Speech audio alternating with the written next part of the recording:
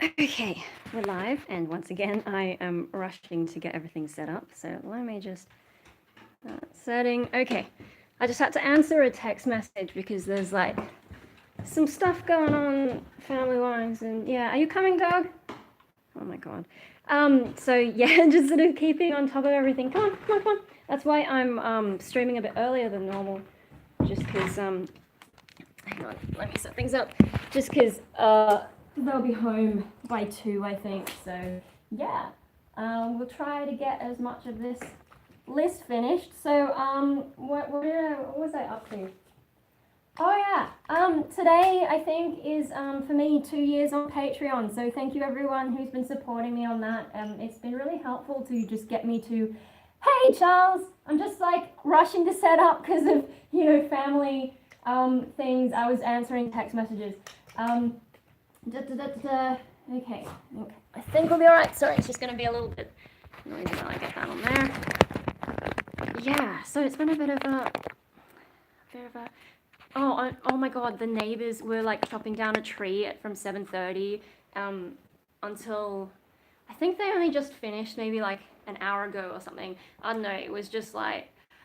I'm trying to sleep and they've got all the wood chipper going and it was so loud. Okay, yeah, so I'm all good. It's a bit early, so the lighting is a bit dodgy, but that's okay. Here we go, sort of even. Yay! All right, hey Hopi, do you want to come? No? I feel like it's still a little bit funny. There we go. All right, so yeah, I think today is my 2 years with my Patreon being open, so thank you everyone for supporting me on that. And then what else has been happening? Okay, so we're continuing the last live stream. To recap, so last week I went and saw my GP, and we're talking about mental health thingies and whatever. Hope you want to come in? No, he's a bit energetic. And yeah, now that I'm not depressed, she's sort of thank you. Yeah, now that I'm not depressed, she's sort of like, oh, maybe we could actually look into the Asperger's thing, whether I have Asperger's, autism, whatever. I think in the DSM-4 they've all been, no, DSM-5 they've been smushed into the one umbrella. Yeah, so then last live stream, which I think should be linked in this description if you missed it, we were going through this list that I found, questionable list, don't know how valid it is, list of female Asperger syndrome traits. Yeah, we got through the first 3 columns, but then Mikey came home and we would sort of missed the last column, so I thought we'd pick up from there. Yeah, so I mean there's 4 columns. Appearance, personal habits is number 1. Number 2 is intellectual, giftedness, education, vocation. Number 3, emotional, physical, and number 4, social relationships. And I think right at the end of the last live stream, we went through words and actions are often misunderstood by others. So I won't repeat that. We'll just keep going through the rest of it. Yeah, so, also I'm sorry the live stream, I'm sorry I didn't give enough warning for most of you guys, but yeah, kind of just like, things are getting a little bit screwy with scheduling at the moment, so I thought I'd just jump on while I have the chance. Okay, so next on the list under social relationships for female Asperger syndrome traits, we sort of established last time that it's a pretty dodgy list and you could interpret some of it like it's kind of vague, but anyway. So, perceived to be cold-natured and self-centered, unfriendly. Okay, so I'll say I'm probably pretty self-centered, although my last depression, I think, did rewire my brain so that I am a little bit more capable of caring about things outside myself. I'm glad you were finishing this list. I was beginning to think that I'm a female and I have Asperger's. Oh dear. Oh dear, oh dear. It is like one of those lists where so much of it could apply to so many people. There are some things that are a little bit more specific, I suppose, but I feel like they missed some of the major things about autism, Asperger's, whatever. Yeah, so it's been interesting and kind of funny just to go through it. But yeah, cold-natured and self-centered, unfriendly. I think that might have been a little bit more true when I was younger, but yeah, the last depression, I don't know. I think because like I admitted to myself that I needed help, that was probably part of it. And then depression does weird shit to your brain anyway, and it was my longest and deepest one. And yeah, I guess my relationship with my family, like once we realized how serious my problem was, probably helped us get a little bit closer because I have been a weird kid most of my life, so it's probably been hard to figure me out some of the time. But yeah, no, and I don't think it's like an act. They talk about females with Asperger's or autism having to do a lot of masking. I don't really feel like it's an act that I'm able to care more now, which, with autism and Asperger's, you don't just get cured. It's either you're acting, you learn to act better, or you just struggle all the time, at least according to my understanding. So the fact that I've been able to change on that, to me, suggests it's not that. Where are you going, Hopi? Yeah, unfriendly. I don't think I'm unfriendly. The only reason anyone would have thought that was probably because, like, in high school, I was very shy. So, when people don't talk very much, it can be hard to make friends with them. And also, like, I was one of the loner types, so I was happy to be alone a lot of the time. I did experience loneliness. Is there a funny thing, or is that on my screen? Oh, okay, there's a scratch on my screen. That's okay. Yeah, what was I just saying? At school, what I did used to get lonely, but these days I don't. Maybe that's because my online life is more solid, or maybe I've just grown up and I don't give a shit. But no, I was happy to be alone. So and I was very quiet at school generally. So probably was a bit hard to make friends with me then. But now I hope I'm more approachable. I can still be kind of shy in terms of making the first approach in a real life situation. But that's different to being unfriendly. So yeah, I don't know how much that one would really apply to me. And who knows if this list is any good. The next one is very outspoken at times, may get very fired up when talking about passions, obsessive interests. Okay, that one's me. I don't know about outspoken, but yeah, I do get fired up when you get me on a topic. I mean, you guys know this. Once I start on a topic, I will just be like blah blah blah blah blah, blah, and it's hard to shut me up. And this is why like YouTube's really good for people like me who just want to go on like a thing, because you can just like talk forever, and it's different to being in a real life situation where people can butt in, and it can be it's just different when you're talking to someone in person, whereas yeah, on the camera you can just go.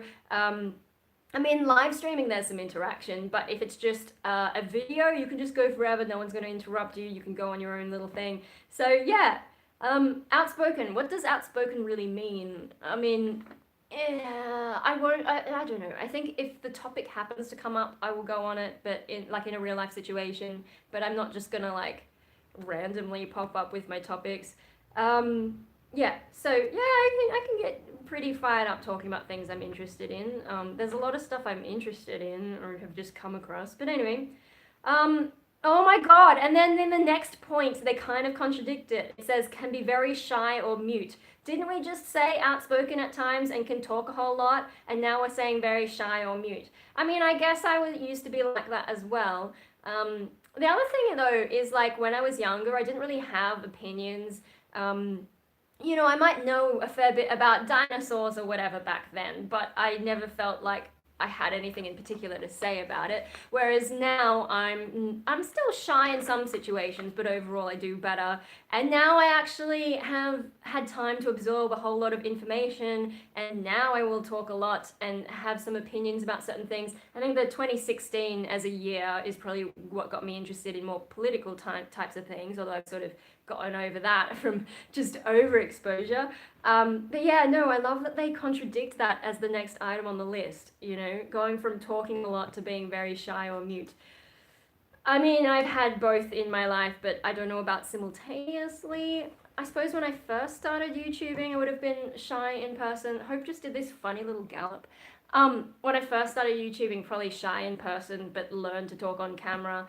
But yeah, I don't know. That's kind of odd. I mean, I guess maybe they're trying to cater for like all types of people who might be females who are autistic, Asperger's, whatever. But it's just funny to see those two right next to each other on this list. Anyway, so the next one, like her male counterpart, will shut down in social situations once overloaded, but is generally better at socializing in small doses, may even give the appearance of skilled, but it is a performance. Let's see. So, social situations. I used to struggle with a lot more. Oh my God, Hope's going crazy. Are you alright, Hope? He's got too much energy. Oh my gosh. Okay, yeah, so social situations. I used to get pretty tired out with social situations. But part of that, I think, is just because the social situations I was in tended to be boring. So, like, especially later in high school, when instead of being fun parties where you like play pass the parcel and all those kids things, parties just become where you stand around, often with alcohol, just talking to people, and then occasionally a few people will dance to music that I'm not into.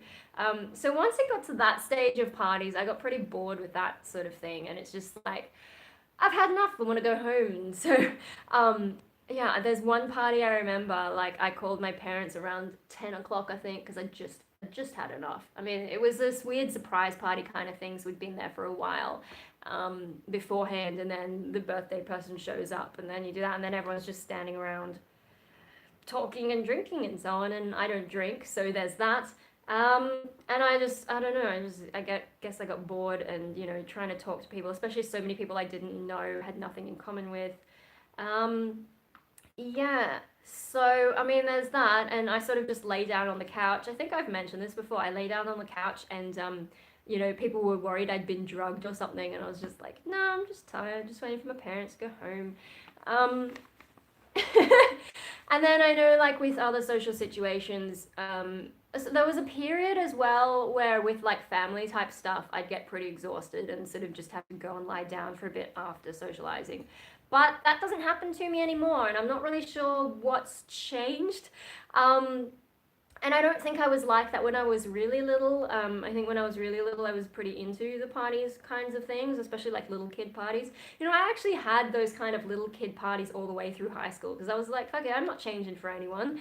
And we also used to do sing style parties, but yeah, no, I had pass the parcel and the chocolate game where like you roll the dice, and if you get a certain number, you have to run into the middle, dress up in all these dress up clothes, and then you've got to cut a block of chocolate which had been in the fridge or something, so it was really tough to cut. And then if you're able to cut one piece at a time, you could eat it. But meanwhile, everyone else is rolling the dice, and at any moment they could score, and then you have to take everything off and give them the costume, and then they do everything. We used to do that one, which was pretty fun, especially because people get pretty heated. So yeah, I kept having those kinds of parties, but once I left school, and more problems with depression and sort of out of that social situation, and not really making friends for the first few years. Yeah, didn't really do that so much, especially because like all my high school friends went off to become real adults and so on. Um, Anyway, so there's that. But yeah, when I was younger, it was fine, and then older, like now, I mean, I still get bored, but yeah, it's not that bad. I party a lot when I was in my 20s, but I don't like to drink anymore, so I find it hard to hang out with people now. Oh yeah. I mean, like, I've never been a drinker, so I don't really know what the appeal is and how that helps. I mean, I suppose it's like, what do they call it? Social lubricant, is that what it's called? Um, all my friends grew up too, but I refuse. Yeah. You've got to keep having fun, right? Um, yeah, so socializing. I mean, I think I probably am genuinely better at it, especially because like I have more to say. It can be difficult if you're with a crowd of people who you just don't relate to, but sometimes it is possible to just have a chat about something that you actually are interested in. Especially because I'm interested in weird stuff. So if something comes up and I'm able to say a lot, people will be like, "Holy shit, what?" Which is kind of fun. But yeah, like I said, the depression, I think also like my last depression rewired my brain a bit, so maybe that's part of it. And then also like I've had a lot more practice just talking in general, whether that was at work or on YouTube or whatever. Yeah, and then also going to gigs. I mean, when I go to gigs, I'm less about the socializing. I'm very much about the music and the live bands. But you mingle with people. You sort of get used to just talking to people about whatever, and sort of understand the culture of what you're into there. Because if you're dropped into a scene that you don't understand, I think for anyone that's difficult, not necessarily just autistic Asperger's people. So yeah, I don't know. I guess like some in the past I have shut down a little bit in social situations, and was better at it in small doses. But I mean, what, yesterday we had the family shindig, and I think I did pretty well. To me, actually, the most tiring thing was when Mikey, like, I was helping Mikey out with his tablet, and he just would not watch a single video. He just kept changing videos, and that got a bit tiring because I'm like, at least give me something to look at instead of constantly changing videos. I found that a bit rough with him. But like, actually talking to people was fine. So yeah, I think that's only like applied to me at certain points in my life, and now that I've sort of matured a little bit, I'm fine. Next one. Doesn't go out much, will prefer to go out with partner only or children if she has them. I don't go out much, but I think that's partly a depression thing. Like, I'm not depressed now, but depression, because it was a biological depression, clearly it's something a little bit more ingrained in me compared to if it was more of a psychological depression that you can work through. So I think I'm just predisposed to stay home. I don't know that that's necessarily Asperger's. But yeah, I don't know. I guess I do also just think differently, so I don't really feel the need to go out that much. Now, going out with what, partner or children if she has them. So when I was living out with my ex, like he kind of cut me off from my other social circles, so I could only go out with him anyway. I was living far away from everyone, and he didn't like me spending time with other people, so I feel like that wasn't my fault. And I mean, what happens is usually I will become fairly close with one person at a time and then like hang out with them more often. Who am I closest to at the moment? Might be, it's a bit hard to say. Might be my friend who's doing the psychology degree, but like it's honors, so she's really busy. So there's, yeah, I'm trying not to distract her too much unless she asks to be distracted, because sometimes she just needs like a little breakout from, the study vibe. Controlling people are the worst. Yeah, it was. I wish I had been able to see it better then, but on the upside, at least I learned from that experience, and it's not going to happen to me again, or it's unlikely to, because, I've just gotten smarter about that kind of stuff. That was my first relationship, so I had no idea what I was doing, and, in hindsight, the whole relationship thing is just not for me. But yeah, I don't know. Anyway, I don't know if he realized he was cutting me off from my friends, but that doesn't change what actually happened. And and that can be like, when it's done intentionally, is very manipulative behavior, and I think maybe he didn't realize he was manipulating me, but he still was. Anyway, what was this about? Doesn't go out much, prefers to go out with partner only or children if she has them. Yeah, so I tend to be closer to one person at a time, but I think nowadays, since I'm not lonely, I don't have that kind of feeling anymore. I probably don't get as close to any particular person these days. Also, a lot of my relationships tend to be maintained online. So even with this friend who's studying, we mostly talk online. I don't go out enough. Like, I'm not at uni anymore, so there's not a regular group of people I'm seeing. I don't work very often, so the same as that. So yeah, I don't know. I kind of just like, I went on Saturday, I went and saw Godzilla with another friend. He's the same guy I went to the Star Wars exhibition with.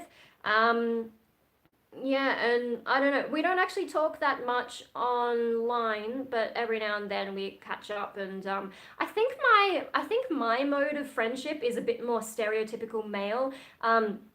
They talk about women tend to be more social and get together a lot, whereas men can go like years without seeing each other, but then they'll catch up and it'll be like nothing ever changed. Like there hasn't been a gap. They can just hang out. I think that's more my style of friendship, is like, I can not talk to someone for ages, but if we happen to catch up, depending on who it is, it can be a little bit awkward at first. Just like, remembering them. So I probably still have more of a little bit of the female thing going on. But in terms of my general trend of how I socialize, probably more like male friendships. I don't know, there's a lot of stuff about my brain that's a little bit more male stereotype rather than female stereotype. Just because I think differently, I guess. Just maybe not thinking differently in the way that Asperger's is. I mean, then, yeah. So there's that, and I'm never gonna have children, so there you go. I don't mind going out with my dog, but Hope is very anxious, so he doesn't like going out very much. But I really do need to get more exercise, so, you know, if he harasses me to go out, we should just go out. Because he likes the idea of going out. It's just that once we are out, he just wants to go home. Hey, let me just have a drink. It's just, I think because it's like winter and it's starting to get a bit dry. Oh my god, is that the phone? It's probably just like a call center, but I'll just have a quick check of that. Ugh.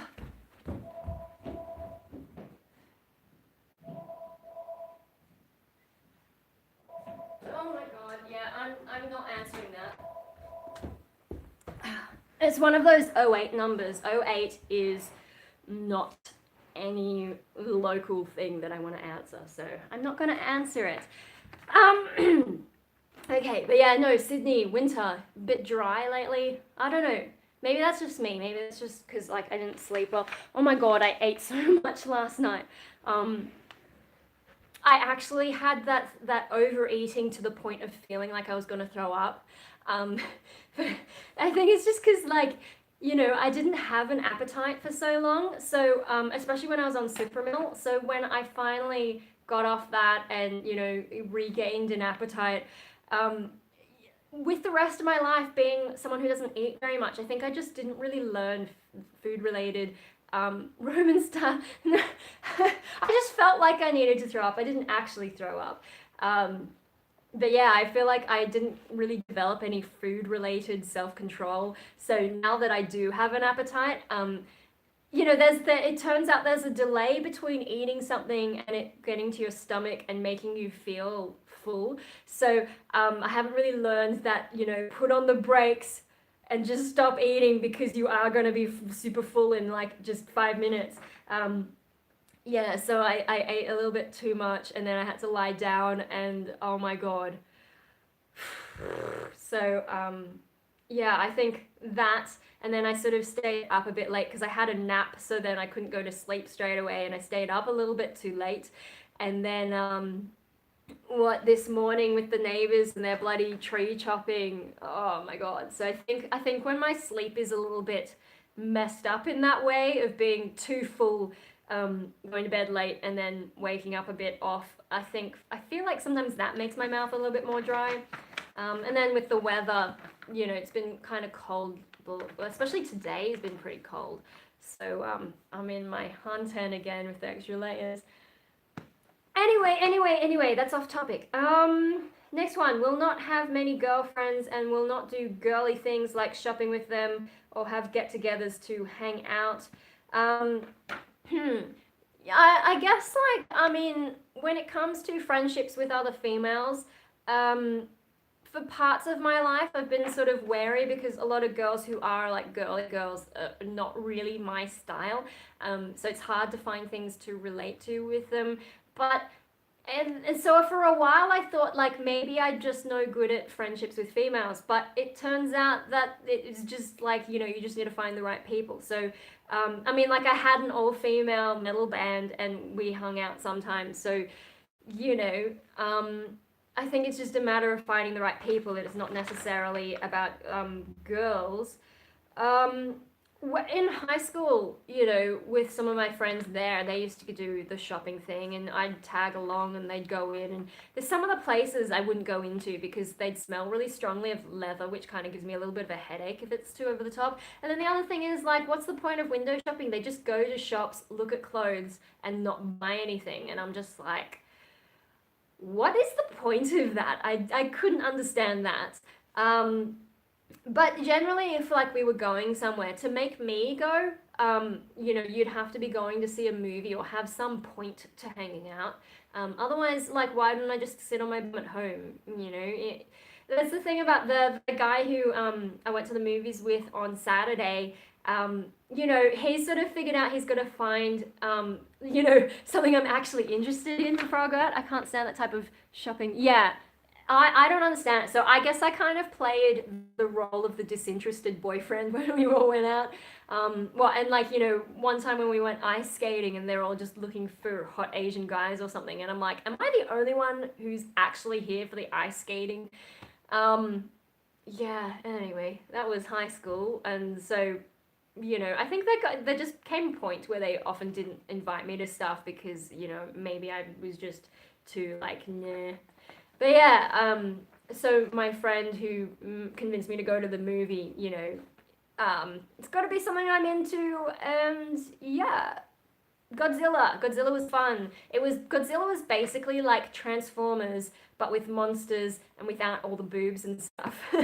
So, it's the same kind of dumb, giant things smashing each other, fight, whatever kind of movie. Oh my god.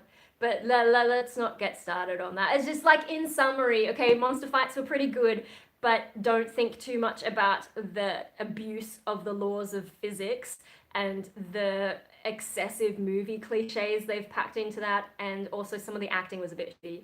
I've been wanting to see it. Yeah, it's worth it for the monster fights. Also, at the start of the credits, there's like little newspaper articles that flash up, so try and read them really fast because they do tell you stuff about what happens next, and I think they're teasing like later movies. The Japanese ones, yeah, Shin Godzilla I enjoyed when I was on the plane. And then after they do the, black screen, white text credits, the standard credits go up. At the very end of the Godzilla movie, there's also a clip which I think is teasing something for a later movie as well. So if you're wondering whether or not it's one of those movies that has something at the end, yes, it is. I feel like that's almost standard now. Only me and my friend and another couple of people stayed to watch it. But yeah, and kind of interesting, I guess, to see what happens in the next one. But yeah, I don't know. The main reason to go is for the monster fight. Some of the other stuff, I mean, the whole premise of the movie, I was just like, yeah, don't think that would ever actually be a thing, but whatever. And there's a bunch of other stuff that I thought, I've watched documentaries and I don't think that's how that works, but that's me being a nitpicker. Anyway, what was I saying? Where were we up to? The girlfriends doing girly things, shopping, hang out.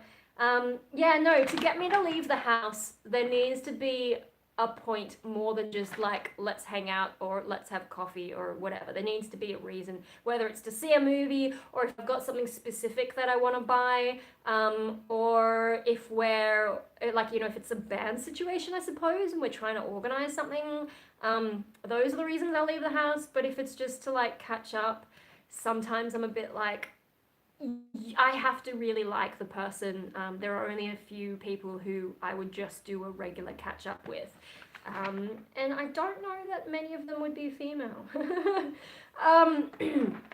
Just like by coincidence. Anyway, so yeah, I guess that one sort of applies to me, but I think I've got my own reasons and it's not. I don't know how they justify this as Asperger's, or if it's just like, I mean, I think it's just things they've happened to notice that doesn't necessarily mean Asperger's. It's just a pattern of behaviors this person found. I don't know. Next one. We'll have a close friend or friends in school, but not once adulthood is reached. I guess that was true-ish for me in the beginning of leaving school. So, but I mean, in school, I'd get close to one person at a time and then sort of drift apart and get close to someone else. And I also went through some frustrations because a lot of my friends were really different to me. And sometimes I felt like they were only kind of friends because they wanted to have a look at my homework, for example. So there were periods where I also just got kind of like fed up with people and tried to sit on my own and so on, by my own choice. So like, yeah, I mean, I had a friendship group. I feel like some of that happened by accident because the friendship group I was in primary school kind of evolved and added people and then dropped people, and then suddenly I realized my friendship group's really different to what it started out as. And then, yeah, I sort of wondered if they really cared about me. I mean, I think to some extent maybe, but I've always been kind of different and disinterested in the norms and so on. So how close I was, not sure. Um, and then once adulthood is reached, so that's when we all kind of went our separate ways ish. In the first year, there were a lot of people from my school who went to the uni that I first went to. But I didn't really have any classes with them, and I didn't really keep in that much contact. I don't think I joined Facebook at that point either. So, kind of hard to keep in touch back then. Because there was MSN, but then MSN stopped really being a thing. Like, they turned it into Skype, and no one really wanted Skype. We wanted to stay on MSN, god damn it. But you can't control the decisions of major corporations. Yeah, so for the first few years after leaving school, I did struggle to make friends because, like, the environment, especially Sydney Uni, like, it's so huge. And I tried joining some clubs, but for the most part, they weren't really what I was into. The dance one was okay, but you spend time dancing rather than socializing. Yeah, so I didn't really start making friends until I think music school. But that first run of music school is when I met my ex, and then became isolated again. But then after that, especially once I tried to start my own band and join other bands and started going out into the metal scene I think is where I started finding more friends. Meanwhile, though, I've had online friends since early high school, I think, when I started RPGing. It was like a text-based RPG, but not nearly as structured as something like Dungeons and Dragons. We were kind of like writing a story together, but without anyone being in charge, really. You'd sort of take turns, but you'd be in control of your own characters. Kind of complicated. Anyway, so I've had online friends for a long time, but in real life, I think, yeah, once I got into the metal scene, that's probably where I made more real life friends. So it only half applies. Once adulthood is reached, I just had to find the right places to go to. So yeah. Next one, may or may not want to have a relationship. If she is in a relationship, she probably takes it very seriously, but she may choose to remain celibate or alone. Yeah, so I mean, I tried the relationship thing. I gave it a good go. Had 3 relationships and tried the dating app. What it was, RSVP. It wasn't really an app. It was just a website. Because I watched a thing that made it sound funny, and turns out it wasn't like that at all. I ended up with one stalker, got kicked off the platform for inappropriate username, which, they have to, when you sign up to this platform, they had to approve your headshot image. So before I had more of a gothic one, and they didn't approve it because I guess it looked too crazy. So then I did more of a normal one, and they approved that. But you'd think while they were going through that approval process, they'd check your usernames, but it's only once I complained about this stalker that they decided to kick me off, and I'm like, I'm not the one who's done something wrong at this point. This guy's stalking me, and I've been taking notes to take it to the police just in case it gets too crazy. So, thanks for being on the side of the person being stalked, but I haven't been in a relationship in over a decade. Yeah, I'm done with the whole thing. I gave it a go. It's not for me. I knew, before that, when I first started YouTubing, I was talking about being asexual. And now I'm back to that. I've just come full circle. But now no one can say, but you've never tried it. How do you know? Well, I fucking have tried it now. So, yeah, it's kind of like, that's kind of what Catch-22 is about. My that song on my asexuality EP is like, when you say you're not interested, people are like, but you're so young, you just haven't met the right person, but you haven't tried it, how do you know? But then when you actually try to have a relationship, people are like, but you've had a relationship, you can't possibly be that. I'm just like, fuck off. Anyway, relationships. So, yeah, I guess when I was in my first relationship, because it was the first and I wasn't really sure what I was doing, I did take that pretty seriously, and that's probably partly how I was able to be manipulated, because, I didn't know what I was doing and I was trying to do things right. But since then, after that, the next few relationships, I kind of just assumed that they would end at some point. I actually assumed the guys would dump me, and that would have made things a little bit easier, because it's hard having to do that to the other person.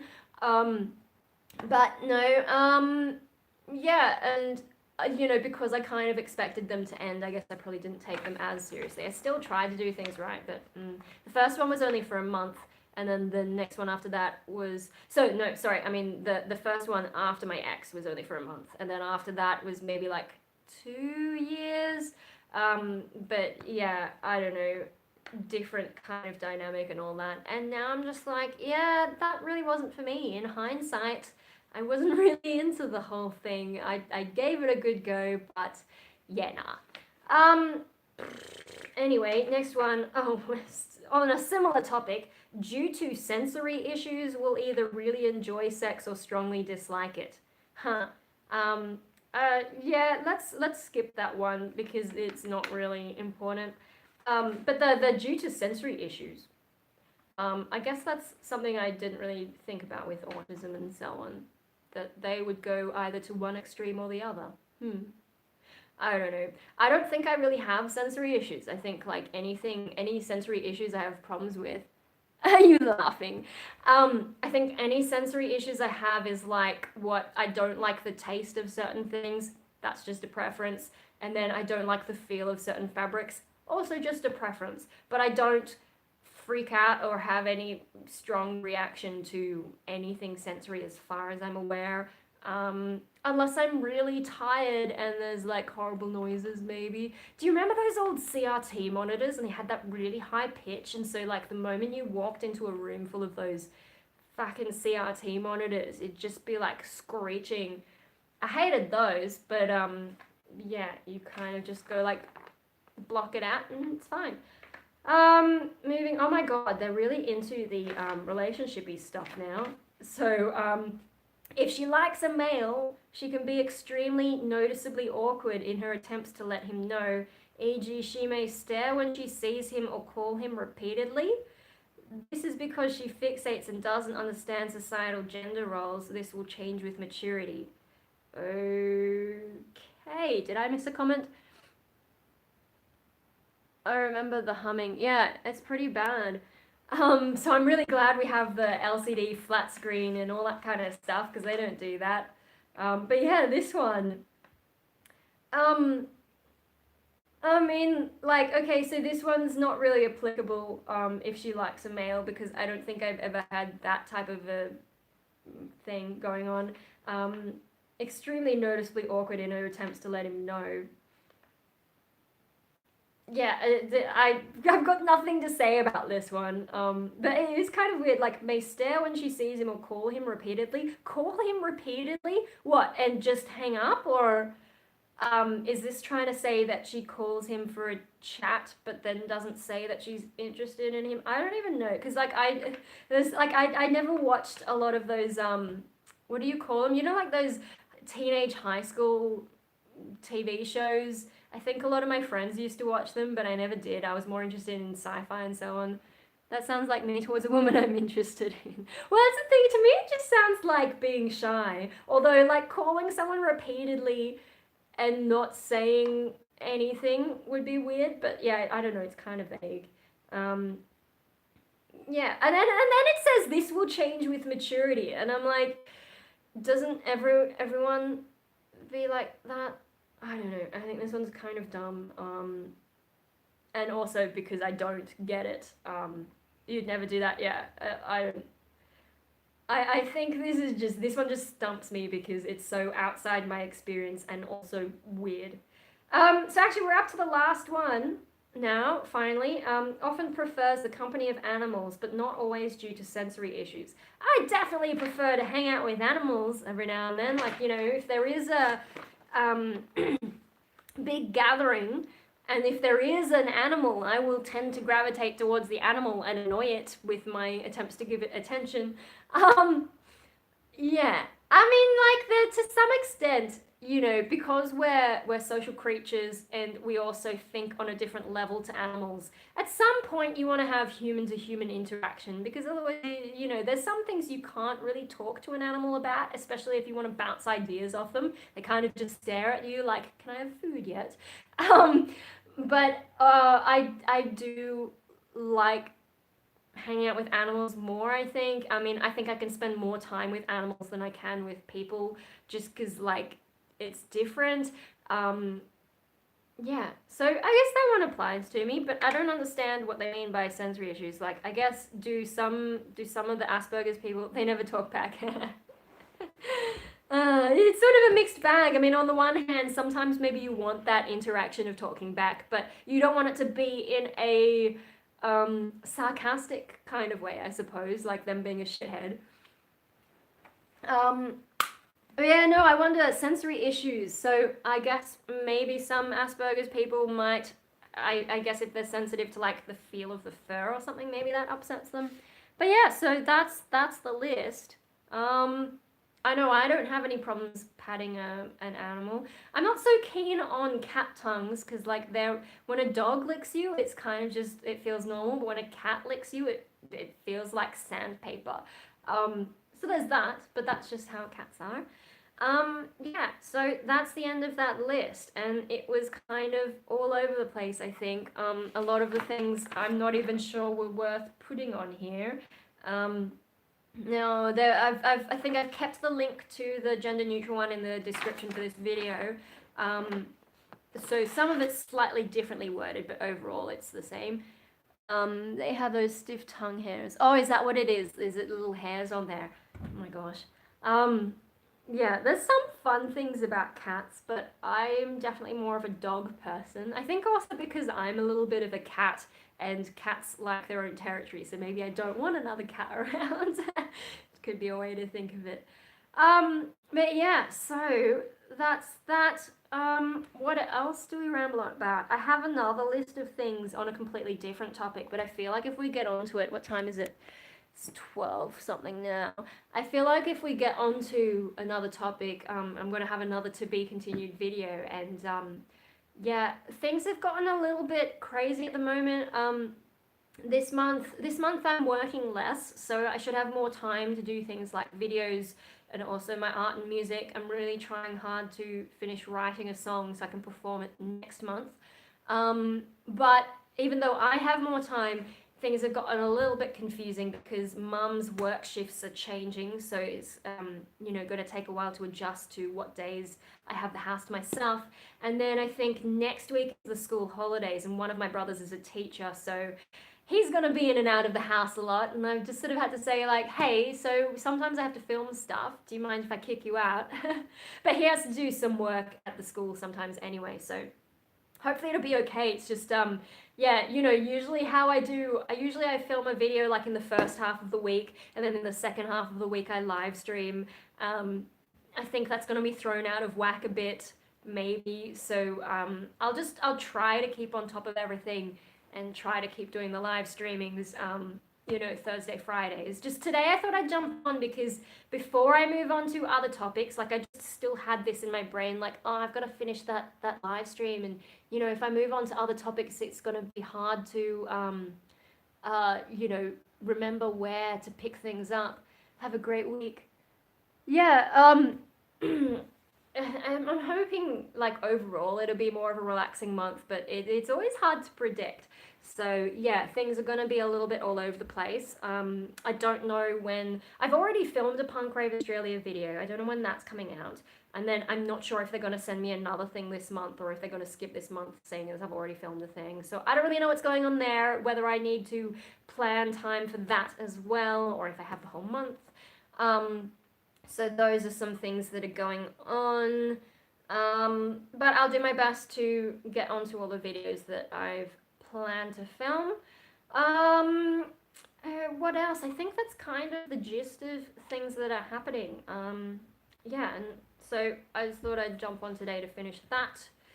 And now, the other thing is today, I don't know what time everyone's coming home because, actually, instead of going to his usual day program, Mikey has gone to, the hospital. It's a planned thing. It's not like an emergency or anything. It's just like they needed to clean his teeth, but because he doesn't understand what's going on, I think they had to sedate him. And just before I started filming this, I actually got a message saying he's fine, and do I want McDonald's when they come home? So yeah, I'm not sure when they're coming home, so I'm not sure how long I can stream for.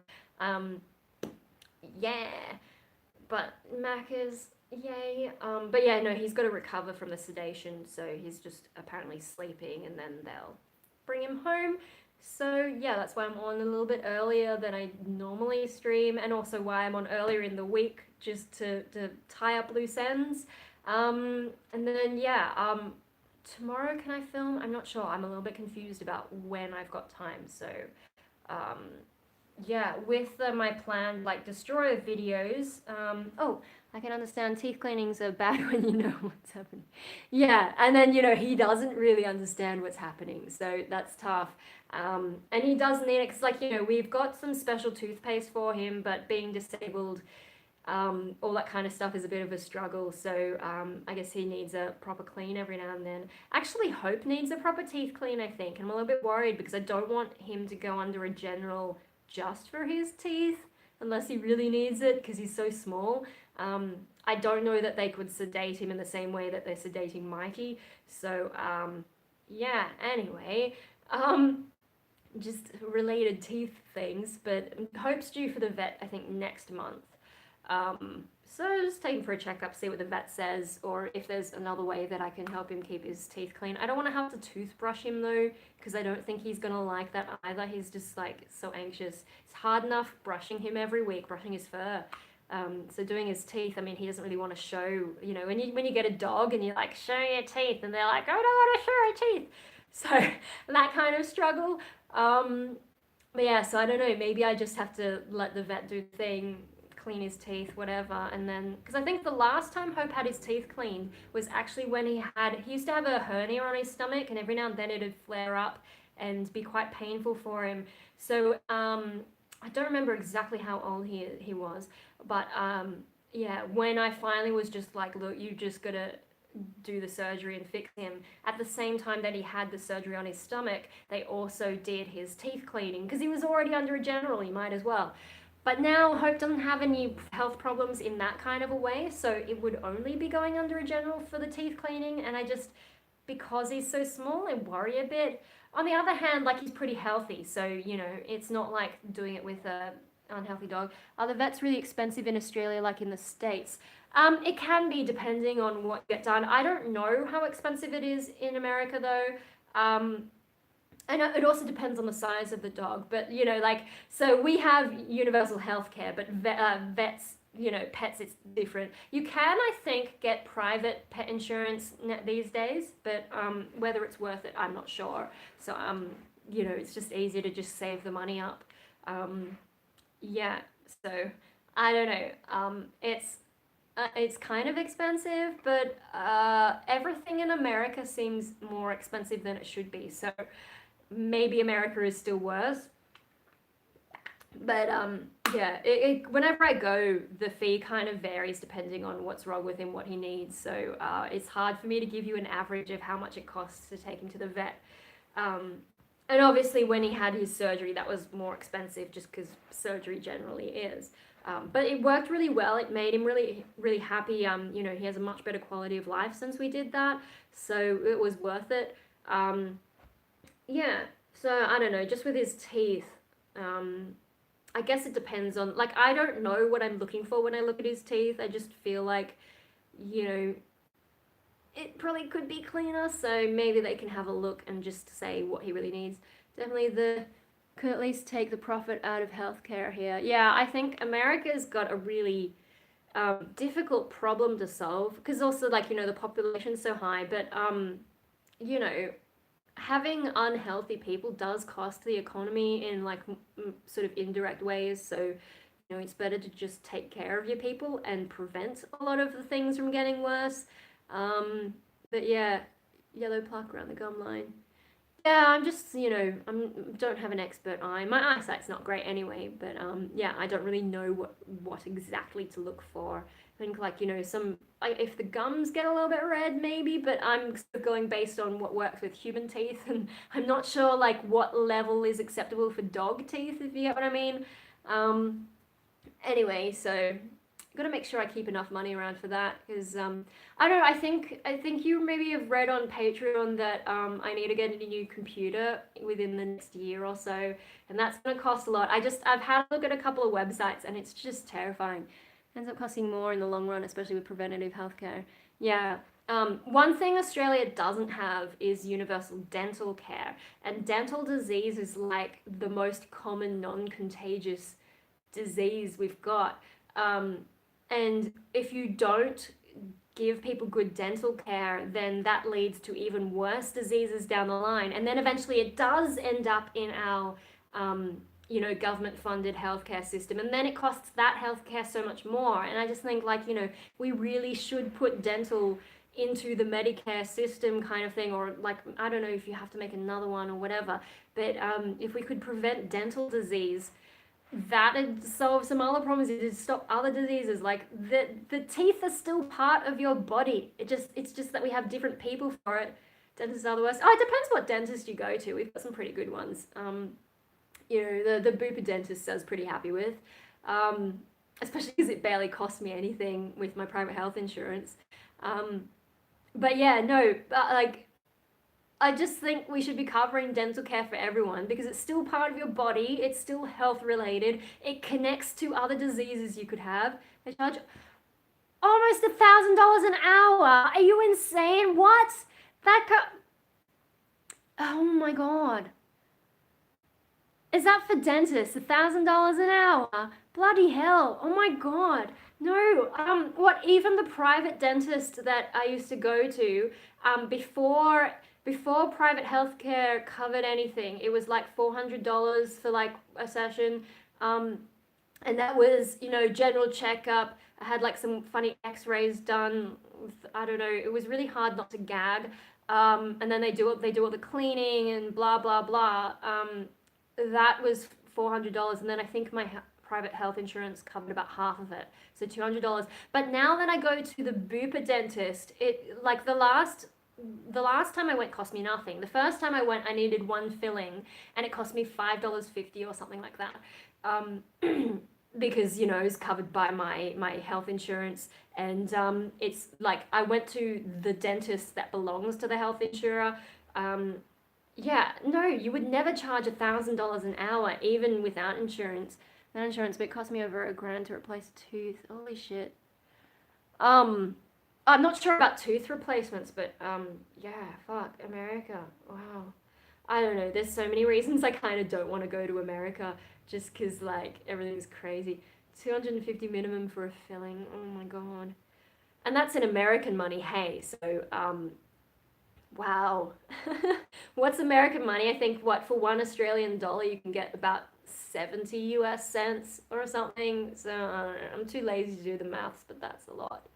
Holy crap. Wow. Yeah. America's got some issues to work through, I think. I don't even know what to say. I just, like, when I look at some of the stuff going on in America, I'm like, yeah, Australia has problems, but holy crap. Anyway, wow. That's insane. Oh my God. Just having my brain process that for a moment. Yeah, no. Now that I'm going to see the cheaper dentist, I can actually go twice a year, which is good. The two PCs I found that I like are over $2,000. Oh my God, I was just having a look at another website this morning for PCs. 16 gigabyte computer, 16 gigabyte RAM computer. I think the cheapest one on that website, it's currently on special, so was just under 2,000.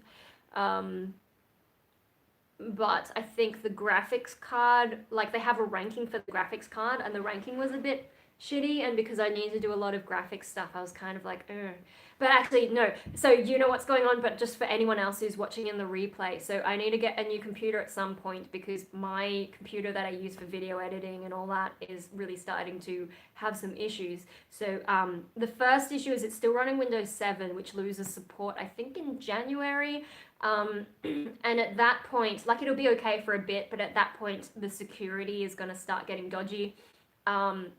So my original plan was to take that computer offline, and then just get like a small device to do my online stuff and keep the computer for video editing and Photoshop and whatever. But now it's got even more problems. So I mean that video I've got about me fixing the RAM, that RAM problem happens roughly once a year. That video is actually my most popular one at the moment. For the last few months, it's gotten the most views and the most watch time out of anything, and I'm just like, wow, a lot of people must be having this same problem. So there's that happens every now and then, which like I can fix it, it's fine.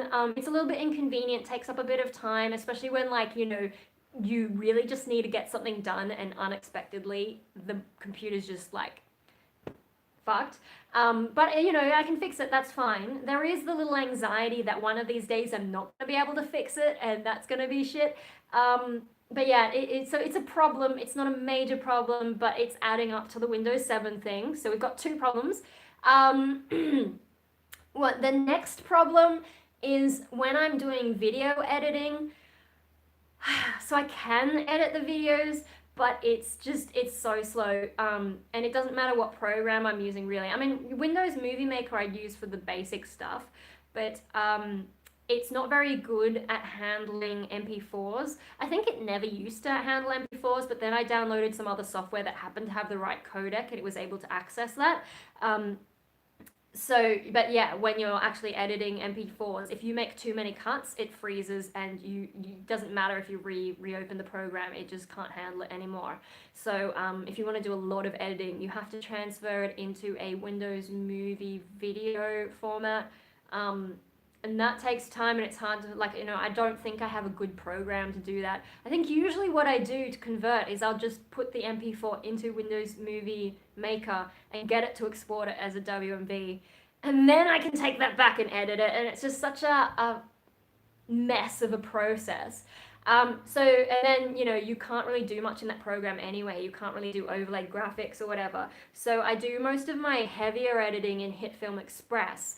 So like Punk Rave Australia videos, anything that has interesting graphics or whatever, I have to use HitFilm Express. And that's fine, especially like I updated my graphics card driver and it works. But every time I make a cut, you know when you're using these video editing programs and you see on the timeline it's got like the video side of things, it's got lots of tiny little thumbnails for the videos, and then at the bottom, at least for this program, it shows you roughly the sound wave like as a volume kind of profile. Sounds like a big hassle, yeah. So on the timeline it shows you the video preview and an audio preview just in a visual form. So every time I cut, the remaining the one that I've cut bit, that stays the same, but the remaining stuff goes blank, and then the computer has to think about it to bring back those graphics, and I'm like, it's exactly the same, why do you need to do that? And then if you shorten it, same thing, it has to think about it, and then when you move the clip forward, it has to think about it, and I'm just like, oh my god, I could edit so much faster if it didn't have to do that. Like, you know, while it's doing that, half the time I'll just like open up, I don't know, Instagram and fuck around on that for a bit while I'm waiting for the computer to think about it. And then often I'll get carried away with something and then I'm like, oh shit, I gotta do the next edit. And then I have to wait through the whole process again. So that's what's slowing down my editing with like proper videos. And like it works, but it's starting to drive me a little bit nuts. Because you know, just the waiting, and it eats up so much time. And when I think about it, like how much, if you put a dollar value on my time, you know, maybe a new computer is kind of justified. It's just that I don't have a whole lot of savings, but and I don't have a whole lot of income, but you know, it's sort of like priorities. I've got a little bit in savings. How much can I spend? Can I maybe ask my parents for a loan or something? I got to figure out exactly what I want though, how much I need to spend and all that. The other thing is there's this other program. What was it called? Oh, Spectre Sound Studios did a sort of review of it. I think it's DaVinci Resolve. They've got a free version of that. And it looks really great, especially the audio side of things. Because one of the things that annoys me about HitFilm Express is it doesn't have a good audio kind of interface, and because I have an audio engineering kind of experience, I would really like a program that allows me to do more of that stuff, right? I don't want to, but I'm probably gonna have to finance a new PC. Oh yeah, it's gonna be a pain in the butt, I tell you.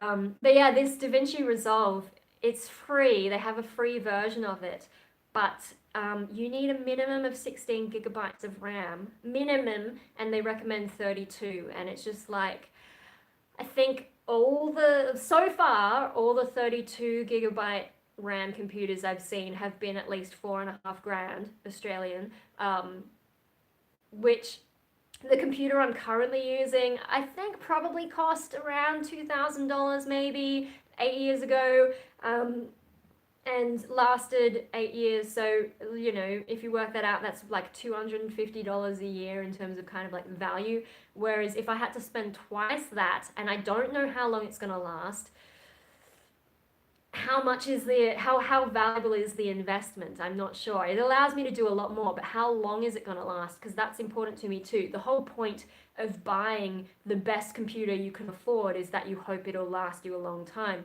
Now, the one thing that I have going for me is that back when I bought this computer, I think the technology was starting to slow. Like, when I was a kid in the 90s or whatever, computers were constantly like, you'd wait a year and things would double, and it was like constantly exponential, blah, blah, blah. But now that they've reached a limit in terms of how small certain components can be, and they're waiting for a breakthrough in quantum computing or whatever, now that they've gotten to that point, it's a little bit harder for them to make meaningful progress. So, have you tried looking at gaming PCs? They have good RAM and sound and graphics card, and most are expandable. Yeah, that's actually what this other website had. They were called gaming computers, and yeah, the cheapest was 4.5 grand. So I'm just like, fuck. But yeah, no, I feel like overall the technology has slowed a bit. So something that I buy now may well last a long time as long as I take care of it. And probably, I mean, one of the problems with this computer is I can't really update it to Windows 10 because it just didn't work when I did that. So you remember my Radio Shack computer with the floppy and tape drives? Oh my god, floppy disks. We're getting old, hey. Yeah, no, what was I saying? I don't know. With the technology, right? So this computer, I feel like I can't really upgrade. But if you look, like, Mum and I were in Chatswood the other day, and we went through JB Hi-Fi just sort of looking at some of the computers, and almost all the computers were like 8 gigabytes of RAM. One was 16 gigabytes. These are all laptops as well, and they're being sold like, they're fine. Whereas my current computer does have 12 gigabytes of RAM, I'm pretty sure. So, I kind of went all out to make sure it would last me a long time. That was pretty close to the maximum at the time that company was offering. So yeah, doing all right in that sense. Just not enough to run any of these fancy programs, and the graphics card definitely can't handle it. I think there's one more problem with that computer, but I can't think of it off the top of my head. Yeah, but so, my computer, 12 gigabytes of RAM, computers they're selling today as normal standard thing is only 8 gigabytes. I'm like, oh, okay, so some aspects of my current computer are actually competitive today. Yeah, it's just like all the other problems that are getting in the way. But so that to me indicates that things are kind of slowing down. And so, in 5 years' time or whatever, Windows brings out a new operating system. It's quite possible that, quite likely that any computer I buy now will be able to update to the next Windows, and then the life will go for long. So I won't have the same problem I'm having with this one, where the operating system is kind of limiting its usefulness in terms of being safe on the internet. Oh, the other problem actually is to do with an update. Lately, like, I don't know if it was the last Windows update or the one before, because I kind of did them almost at the same time because I left the other one a bit late. But now whenever I try and open Windows Explorer, like if I click on a folder, sometimes it just takes forever to open the damn folder, and I'm just like, oh my god, that's 4 problems now that I need to get a new computer. It's becoming unworkable. So yeah, that's what's going on with that.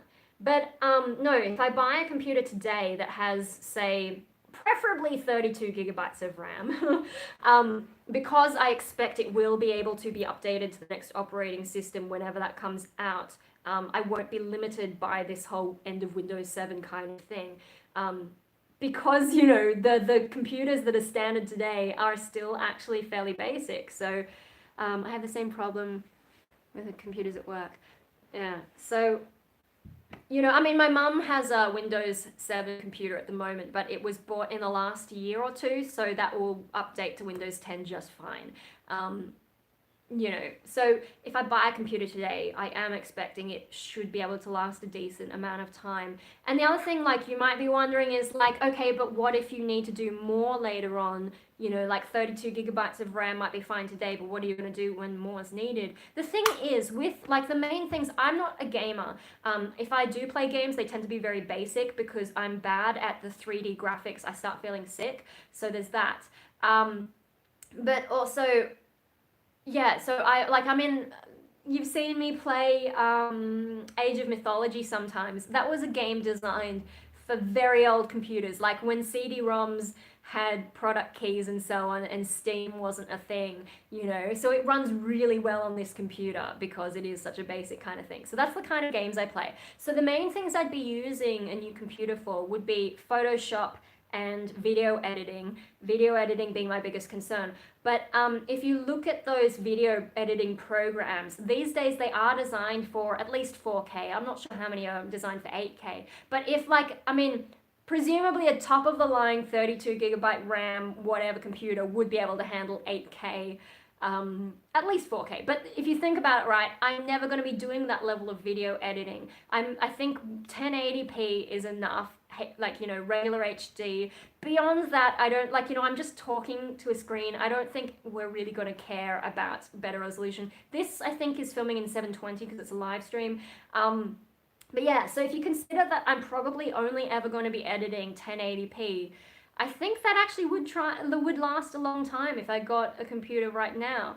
Have you ever tried Apple? I hear they're good at editing. I use Apple for my music, so I still have my 2009 MacBook Pro, which is even older than my PC.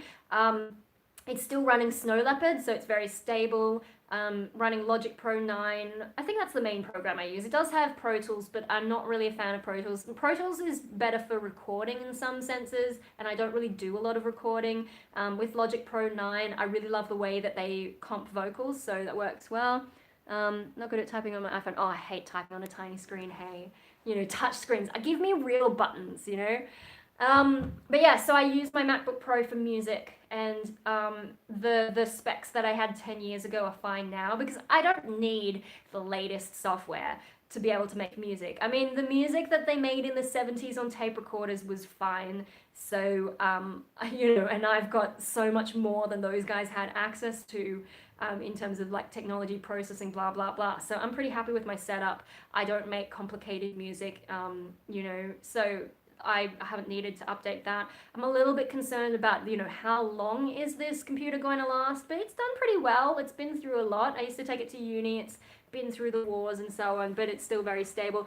And because I don't use too many layers, it very rarely crashes in the middle of a session, so it's fine. But I am very strict about only using it for music these days. It's not online anymore because Snow Leopard stopped being supported a long time ago. So the security, like Mac, it has a reputation for being harder to hack, but yeah, it's, you know, I just keep it offline because I don't need it. I use a USB to transfer it to my computer before I upload anything. So it's all good. It's just like with Macs, especially these days, you know, since Steve Jobs died and the other dude took over, there's been a lot of weird shit going on at Apple, and I'm not happy with the look of their machines. You know, they hold back features, they overcharge. So yeah, I mean, I do hear good things about them creatively, but that's partly their marketing as well. And these days, because they can make so much money from things like iPhones, I do feel like, especially like, you know, 5 years ago, it definitely felt like they didn't give a shit about power users anymore. They were really focusing on the consumer market and phones and so on. So they dropped the ball on high-end gear, and I don't feel like I trust them again yet. So yeah, I don't think I want to go for Apple. And you know, the latest desktop, the fucking cheese grater, the cost of that, and like the cost of their accessories too. Tell them they're dreaming. So I don't think I'm going to be switching to Apple for my general work. Also, the other thing is like the software that I have is Windows, and I would prefer to transfer some of the software that I have onto the new machine if I can, especially Photoshop, because I got my Photoshop. I've got CS6, so I don't have to pay the monthly subscription because I can't afford the monthly subscription, and I don't use it enough to justify it. So I'm glad I bought it outright. So if I'm hoping, I mean, I need to talk to some people just to make sure it's fine, but I'm hoping that I will be able to transfer my Photoshop license over. If not, I mean, I probably still have a CD-ROM of CS3 that, when I was working at Kodak, my boss gave me a copy of Photoshop.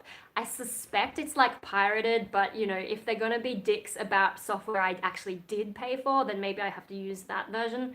The prices, their iPhone repairs is outrageous. Oh yeah, I've heard terrible things about the way Apple tries to stop people repairing stuff. And then even when you take it back to Apple, they tend to just replace stuff rather than repair it, because repairs, they charge ridiculous amounts. I don't know. I'm not a fan of Apple, I've got to say. I do love my MacBook Pro because it works really well for what I want it to do. It's been reliable because I haven't upgraded it. 2 phones in a row that had the lightning port worn out. Oh my god. Yeah. It's just I'm not a fan of Apple, I gotta say. Just like my MacBook Pro. Apple is easier to hack. Are you sure? Has it changed? Go Linux. No, I'm not fucking going Linux. I don't have the patience. Windows has always traditionally been the easier one to hack. I think Mac is set up in a way that just makes it harder. But also, back in the day, Mac wasn't as popular, so no one really had a reason to try to hack them because, you don't gain as much as compared to going for a large market like Windows. The other thing about Windows is it's put onto a variety of different systems. So while some systems might be secure, others might not be. I wear headphones a lot, so I didn't like that they got rid of the headphone port. Oh my god, yes! The fucking wireless thing. I hate that. I'm sorry, I got a little bit over the top. Oh my god, getting rid of the headphone port. Don't get me started on that shit, especially because I've got headphones that I like. I mean, I don't use headphones when I'm out and about, if I wanted to. And there's so many other things, like, I hate the phones that don't let you remove the battery anymore.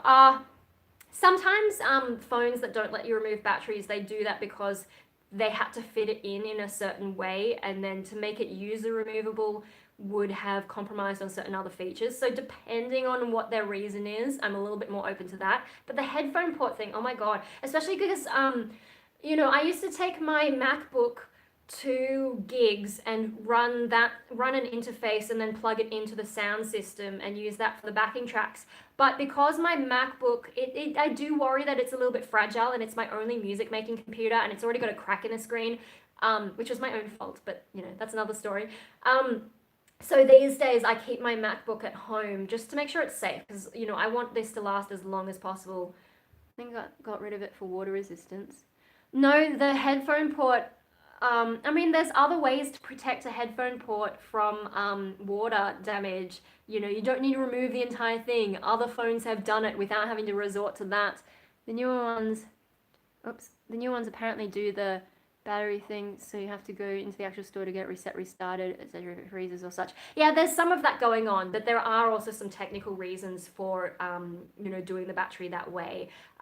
It very much depends on the company and how they've designed the phone, because if you make it user removable, there are compromises you have to make, because these days phones are a lot more complicated than they used to be. I still got my Nokia, right? The Nokia is a simple thing, so it makes sense to just be able to open it, just take out the battery, and you're good to go.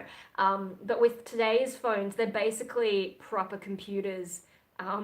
So that to be able to fit every component in, sometimes it's not possible to have enough battery life and make it removable, and there's compromises. There are some companies though that do have that in mind, like, let's make it hard to repair, so that they can sell you more shit. But I do recognize that there are compromises, so I'm not too worried about that. But yeah, no, with the headphone port thing, right? So I used to take my computer to do backing tracks, but because I want to protect it now, I don't. I keep it at home. So what I use now is actually a Walkman, Sony Walkman. Not the old ones that they have like MP3 players. They still call them Walkmans. I don't like when they use non-universal connectors and ports. Yeah, that's freaking annoying because then, you know, that's one of the cynical things, right? If you were in the Apple ecosystem and you bought all the accessories and then they change the plug, all your accessories are useless. So then you have to buy adapters, but sometimes that's just really inelegant. Things don't fit in the right spots. So then you have to buy a whole new set of accessories. Fuck off. I hate that kind of thing. Walkman. I don't know what the plural is. I'm sorry. It's kind of awkward. Yeah, no. So I've got this little Walkman I got. I don't even remember when. But it's and it only plays MP3s. You can't put full WAV files on it, but that's fine. Most people don't notice the difference. And it has a really sturdy jack because I've had MP3 players in the past before where the jack just like would split open if you jiggled it too much, like, you know, they'd wear out, all that kind of stuff. But this one's really sturdy. So I put my backing tracks on that, and then I have an adapter from a regular headphone port. No, it's not the one from the CD. It's the MP3 player now. The CD ones are a long time ago. They still call the current MP3 players, or they did when they bought this one, they still called them Walkman. So yeah, I plug it into that with a regular headphone jack, and then I have it come out to 2 RCA cables, I think, and then I think I've got an adapter so that you can actually put them into a DI box. And then there you go, you can have your backing track in a proper sound system. But if you take away the headphone jack, and make it a wireless piece of crap, there's no guarantee the venue's going to be able to handle that. And so, you know, I have it on my Walkman, but I also have them on my phone often so that if anything happens to my Walkman, I can transfer them over. Now, this phone, I don't really have a music playing app because I don't really use it for that, but it has like its basic thing where you can go through, choose the file and play it. And so it's kind of a backup. I would have to take this OtterBox case off because that kind of interferes with the plug. But no, if I really needed to, I could use my phone as a backup. But, oh my god, the phone's going off again. Give me a moment. Yeah,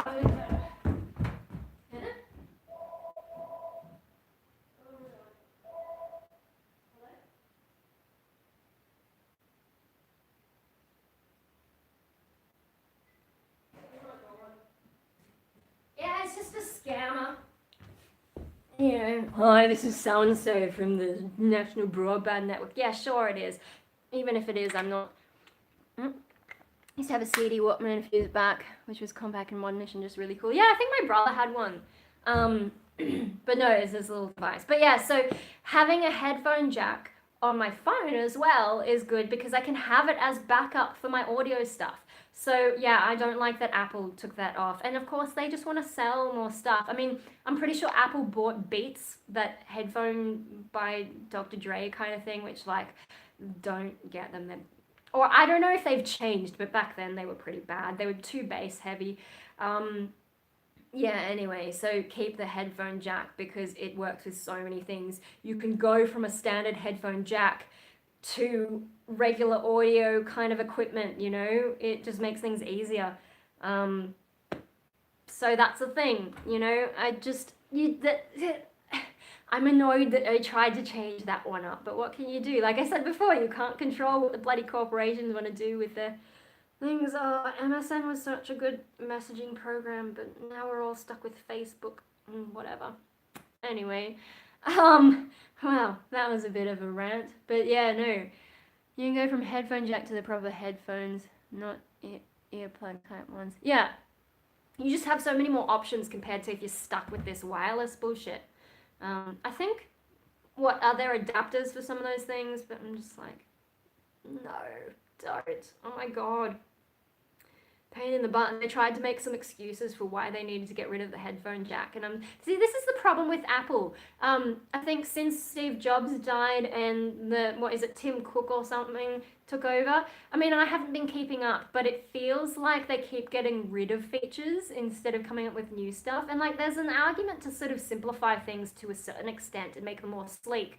But at the sacrifice of functionality, yeah, get lost. I mean, you know, with the I don't know what current MacBooks are like, but a few years ago they got rid of a bunch of plugs in that too, and you're just like, but how am I supposed to use all these extra gear that I have? So I'm really lucky that I got a MacBook that does have all the ports. You know, it's got FireWire, it's got USB, it's got headphone jack, it's got SD card reader, it's got everything I need on it.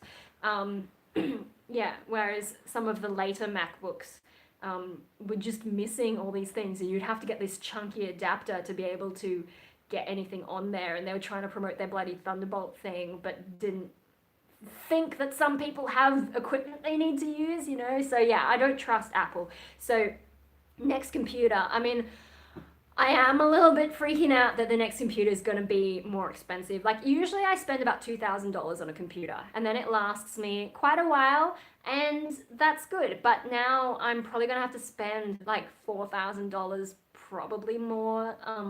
I did have someone suggesting that I could build one, but I don't really have the expertise for it. I don't want to have to fuck around asking people to help me.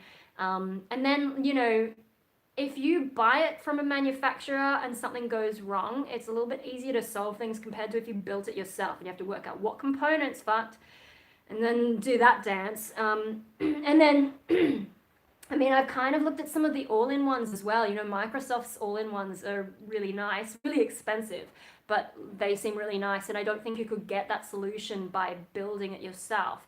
But yeah, like I said, I haven't really looked at that many computers. Like I looked at Microsoft, I looked at Dell, because I usually buy Dell, but I don't know. It's hard because I really got to figure out exactly what I want, what I can justify paying for, whether I need to borrow money from my parents or I don't know, because I can get a friend to help you get a really good computer cheaper. Mine will be like $1,200, but super high specs. Yeah, it just, I worry that even if I build it myself, it's going to cost a lot, because I'm looking at possibly 32 gigabytes of RAM, which is quite expensive to do. Yeah, so, because I think earlier in the stream I mentioned I was on the Dell website, I think, and the cheapest 32 gigabyte RAM computer was $4,500. Now I could probably get away with 16 gigabytes, but if I'm trying to future-proof the computer, that's...